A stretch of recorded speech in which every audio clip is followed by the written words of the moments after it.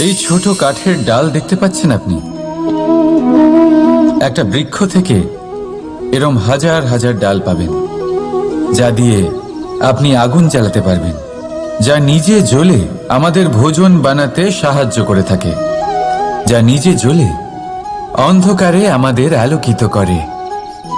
যদি এটাই অন্যভাবে দেখা যায়, তাহলে এমনই এক ছোট্ট ডালের টুকরো একটা ছোট্ট ফুলকিতেই নিজের সাথে হাজার হাজার বৃক্ষ জ্বালিয়ে দিতে পারে।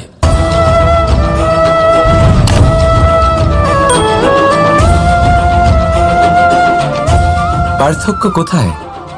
পার্থক্য হলো শুধু দৃষ্টিভঙ্গিতে, মানসিকতায়। যদি এই মন শীতল রাখেন, শান্ত রাখেন, তাহলে অসংখ্য মানুষের জীবন আলোকিত করবেন। যদি ক্রোধ আর অহংকারের আগুনে জ্বলতে থাকেন, তাহলে শুধুমাত্র বিনাশ করবেন। সিদ্ধান্ত আপনার। রাধা রাধা।